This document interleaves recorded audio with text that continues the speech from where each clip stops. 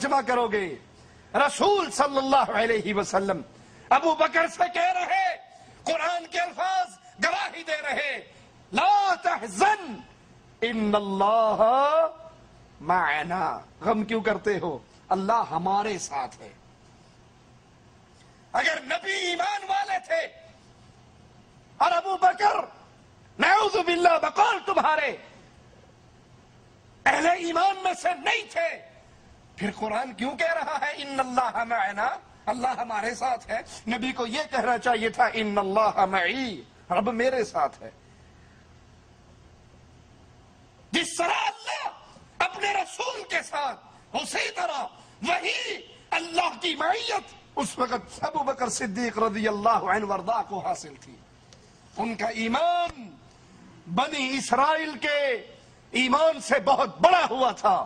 جب موسیٰ علیہ السلام بنی اسرائیل کو لے کر چلے، فرعون کا لشکر پہنچا، بالکل وہی منظر، سامنے سمندر ہے، پیچھے فرعون کا لشکر ہے، اور ادھر بھی غار کے اندر راستہ بند ہے، غار میں ابو بکر اور رسول اللہ ہیں، اور غار کے منہ پر کفار موجود ہیں۔ وہ بھی کہنے لگے بنی اسرائیلی بھی، اے موسیٰ ہمارا دشمن تو آ گیا۔ موسیٰ علیہ السلام کہنے لگے انما یا ربی، میرے ساتھ میرا اللہ ہے۔ یہ نہیں کہا کہ ہمارے ساتھ اللہ ہے، صرف اپنا کہا، انما یا ربی، میرے ساتھ اللہ ہے۔ بنی اسرائیل کو موسیٰ سے وہ نسبت نہیں ہوئی تھی جو ابو بکر کو محمد کے ساتھ تھی صلی اللہ علیہ وسلم۔ میرے آقا نے یہ نہیں کہا ان اللہ معی، کہا ابو بکر لا تحزن ان اللہ معنا، غم کیوں کرتا ہے، اللہ تیرے بھی ساتھ ہے، اللہ میرے بھی ساتھ ہے، اللہ ہم دونوں کے ساتھ ہے۔ بخاری و مسلم میں ہے، رسول اللہ صلی اللہ علیہ وسلم نے پوچھا تم میں سے روزے دار کون؟ ابو بکر نے فرمایا میں۔ پوچھا جنازے کے ساتھ کون چلا؟ ابو بکر نے فرمایا میں۔ پوچھا محتاج کو کھانا کس نے کھلایا؟ ابو بکر نے کہا میں نے۔ پوچھا بیمار کی عیادت آج کس نے کی؟ ابو بکر نے کہا میں نے۔ آپ نے فرمایا سنو، جس میں یہ چار باتیں اکٹھی ہو جائیں، محمد کریم گواہی دے رہے ہیں وہ بندہ جنتی ہے۔ اور یہ چاروں باتیں ابو بکر صدیق میں موجود تھی۔ بخاری و مسلم میں ہے، رسول اللہ صلی اللہ علیہ وسلم نے فرمایا حقوق صحبت کی ادائیگی اور مال خرچ کرنے میں تمام لوگوں سے بڑھ کر محمد پر احسان صرف ابو بکر نے کیا ہے رضی اللہ عنہ وارضاہ۔ اور سنو، میں ابو بکر سے اتنا راضی ہوں، اگر میں نے اللہ کے علاوہ کسی اور کو خلیل پکڑنا ہوتا، ابو بکر کو میں خلیل پکڑتا۔ اسی لیے جب کسی نے پوچھا تھا آقا سب سے زیادہ محبت کس سے ہے، کہا عائشہ سے ہے رضی اللہ تعالی عنہا۔ پوچھا آقا مردوں میں کس سے ہے، کہا اس کے بابا صدیق اکبر سے ہے۔ کہا اگر اللہ کے علاوہ میں نے کسی اور کو خلیل پکڑنا ہوتا تو پھر میں ابو بکر کو اپنا خلیل پکڑتا۔ صحیح بخاری میں ہے، حدیث پہ ذرا غور کرنا، اور غور کر کے سن کے سمجھ کے آگے بھی سنانا۔ ایک بڑھیا آئی، ایک عورت آئی، اللہ کے نبی صلی اللہ علیہ وسلم سے کسی مسئلے میں گفتگو کرنے لگی۔ آپ نے کہا بی بی اگلے سال آنا۔ کب آنا؟ اگلے سال آنا۔ اس نے کہا اللہ کے نبی اگر میں اگلے سال آئی اور آپ فوت ہو گئے،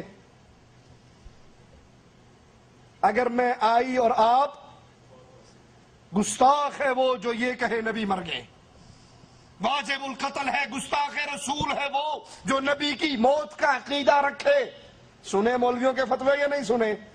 اور یہ صحابیہ ہے، یہ بھی بابن تھی، یہ کہہ رہی نبی میں آؤں اور آپ مر چکے ہوئے، میں آپ کو نہ پاؤں، میں آؤں اور آپ فوت ہو چکے ہو، پھر میں کیا کروں؟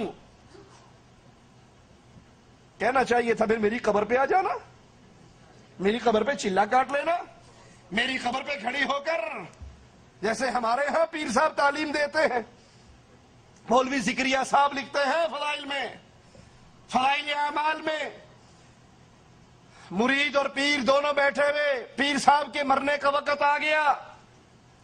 اس نے مرید سے کہا بھی چنگا پھر میں تے چلا. مرید اس کا سرہانہ پکڑ کے رونے لگ گیا. بابا جی ابھی تو کوئی خاص فیض بھی نہیں اٹھایا، ابھی تو علی باتاں پڑھنی شروع کی، تسی ٹر چل رہے ہو، ساڑا کی بنے گا. کہا فکر نہ کر، پریشان کیوں ہوتا ہے، میری قبر پہ آنا، جو فیض میری زندگی میں پایا کرتا تھا میری قبر سے تجھے وہی فیض ملے گا. مرید بھی کہتا ہے کہ پھر میں نے پیر صاحب کی قبر پہ چلا کاٹا، جو ان کی زندگی میں فیض پایا کرتا تھا وہی قبر سے فیض ملتا تھا.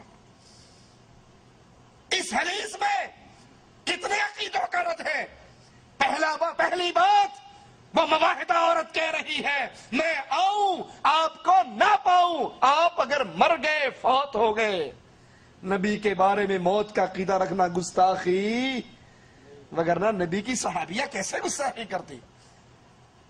دوسری بات، نبی نے اس عورت کو قبر پرستی کی تعلیم نہیں دی، اپنی قبر پہ آنے کی تعلیم نہیں دی، دربار پرستی کی تعلیم نہیں دی، بلکہ جب اس نے کہا اے نبی اگر میں آؤں اور آپ نہ ملے تو میں کیا کروں، کہا اگر میرے بعد آئے تو پھر ابو بکر کے پاس آنا. تیسرا مسئلہ بھی ثابت ہو گیا، نبی کے بعد نبی کے مسلح پہ کون، نبی کے مقام چھوڑے ہوئے اس مقام پہ نبی کا خلیفہ کون بنے گا.